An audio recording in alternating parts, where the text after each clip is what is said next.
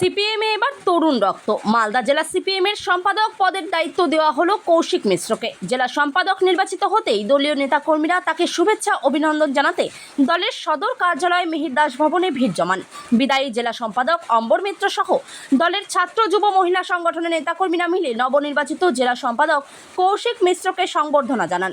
নবনির্বাচিত মালদা জেলার সম্পাদক কৌশিক মিশ্র জানান, 15 ও 16 জানুয়ারি হবিবপুরে দলের মালদা জেলা সম্মেলন অনুষ্ঠিত হয়েছিল। সেই সম্মেলনেই দলের গঠনতন্ত্র অনুযায়ী জেলা সম্পাদক পরিবর্তনের সিদ্ধান্ত নেওয়া হয়। সেই সিদ্ধান্ত মেনে দলের জেলা কমিটির মিটিংয়ে তাকে সর্বসম্মতিক্রমে জেলা সম্পাদক নির্বাচিত করা হয়েছে। বর্তমান পরিস্থিতিতে জেলা সম্পাদকের মতো গুরুদায়িত্ব পালন করা যথেষ্টই চ্যালেঞ্জের বিষয়। সেই চ্যালেঞ্জকে তিনি গ্রহণ করে আগামী দিনে তৃণমূল বিজেপির বিভাজনের রাজনীতির বিরুদ্ধে রুটি রুজির আন্দোলনকে আরও জোরদার করার লক্ষ্যে কাজ করবেন।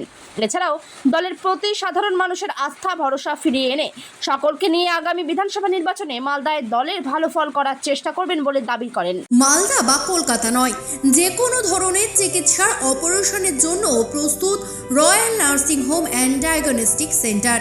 যোগাযোগ সুজাপুর, কালিয়াচক, মালদা। Phone number 8906905177। আমাদের হবিবপুরে জানুয়ারি মাসের 15-16 যে জেলা সম্মেলন হয়েছে পার্টি, সেখানকারই সিদ্ধান্ত ছিল যে অন্তর্বর্তীকালীন হিসেবে কমরেড অমর মিত্র সম্পাদকের দায়িত্ব পালন করবেন। পার্টি কংগ্রেসের পরবর্তীতে নতুন সম্পাদক নির্বাচিত হবে, কারণ পার্টিতে 3 বারের মেয়াদ উত্তীর্ণ হওয়ার পরে আমাদের সম্পাদক থাকার নিয়ম নেই।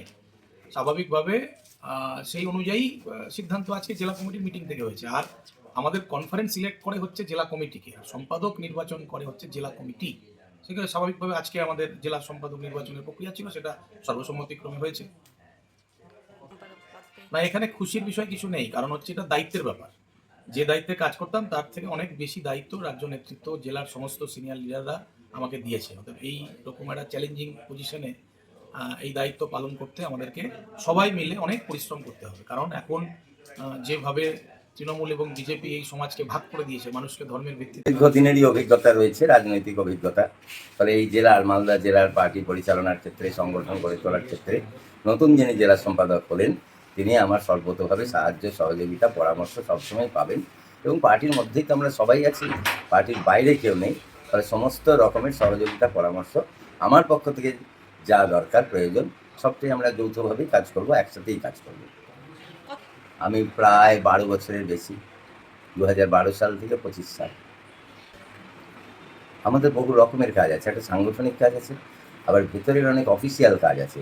সংগঠনকে তৈরি করতে গেলে আমাদের শুধু রাস্তার মিছিল মিটিং যেমন আছে, তার পাশে কিন্তু অনেক ঘরোয়া কাজ থাকে, রাজনৈতিক পড়াশোনার বিষয় থাকে। আমাদের সমস্ত গোটা পার্টির, জেলার বহু বিষয়, খুঁটিনাটি সমস্ত কিছু নখদর্পণে রাখার জন্য অফিস ওয়ার্কটাও আমাদের একটা বড় কাজ। ফলে সবটা মিলে রাস্তার আন্দোলন, অফিসের ভেতরের কাজ এবং অন্যান্য রাজনৈতিক পড়াশোনা, তত্ত্ব, মতাদর্শ সব মিলেই তো আমাদের কাজ করতে হয় কমিউনিস্ট পার্টির যারা কর্মী, নেতৃত্ব সবাইকে। ফলে সেইভাবেই আমরা পরামর্শ করে আমাদের